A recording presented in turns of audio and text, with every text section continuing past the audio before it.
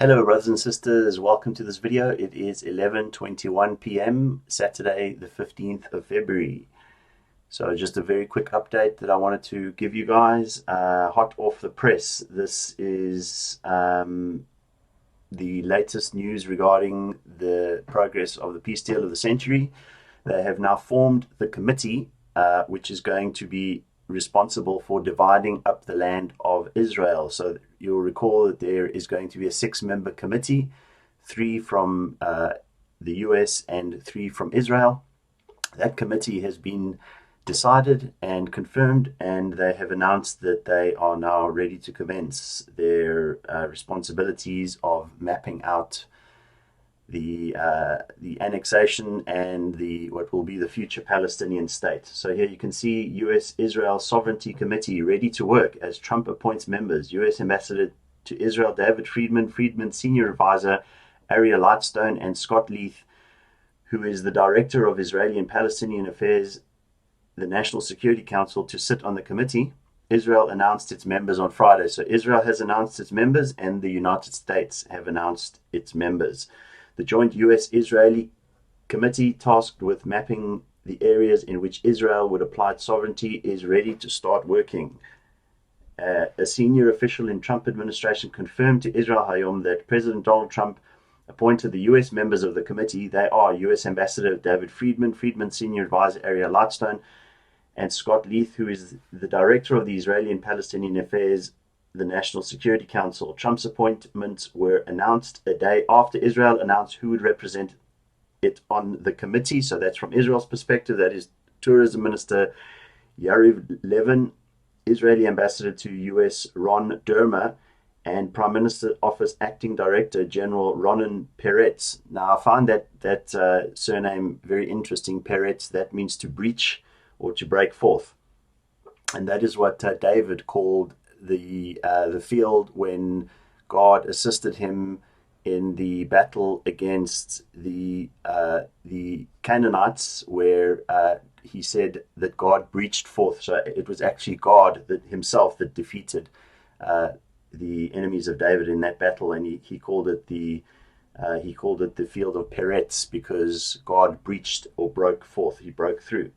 So I thought that was an interesting surname. It then says the Joint Committee, which was announced by Trump during the rollout of the administration peace plan at the White House several weeks ago, was tasked with drawing a map of the specific areas that would come under Israeli sovereignty in the Jordan Valley.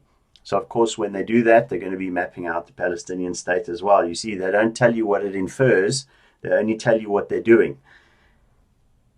And then it says, US and Israeli sources immediately after the release of the details of the vision for peace, that the map it included was only a conceptual map and did not reflect the exact future borders.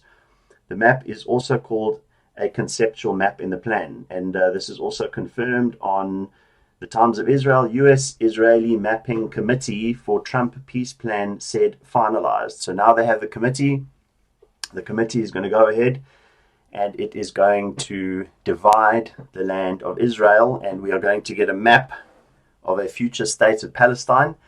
And I suspect that once they've done this, after the elections, at some stage, they will, depending on the result of the elections, according to the Kaduri prophecy, the elections will remain a stalemate, so they won't be able to form a government again. And of course, we will wait to see that. That's going to happen in 2 weeks, if that's the case. And if that is the case, then they're going to have major problems, because there's no government in Israel, and it remains in stalemate. But what I suspect would happen in that case, and of course this is speculation, is that they would take this plan with the finalized map that they are going to map out, and they would give it for a vote in the Knesset, and the Knesset would vote on it, and I suspect that it would pass, because Likud and Blue and White, Benny Gantz's party, have agreed that they would implement this deal. So regardless of whether there's no government or not, I suspect that it would pass in the Knesset, and then we'll see what happens. So guys, the dividing of the land of Israel is continuing. We're going to keep our eye on the ball, whereas other people have now forgotten this. They've said that this is not the dividing of the land of Israel, and they have dropped the key as such, and they haven't opened the door with the key to continue on and continue watching what is going to happen.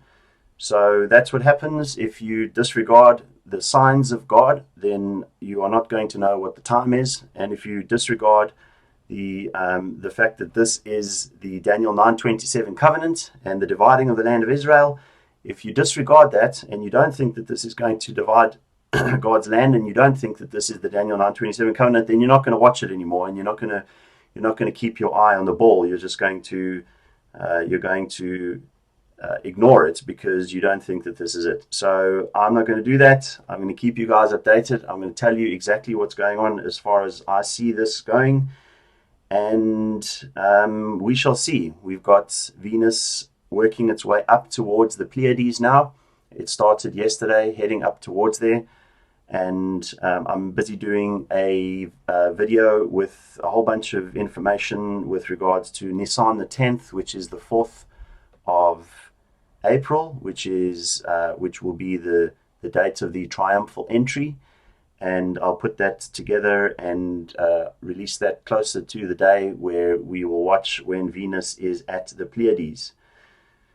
So keep your eye on the ball, and we will continue to do so. I love you guys, and I'll see you in the sky.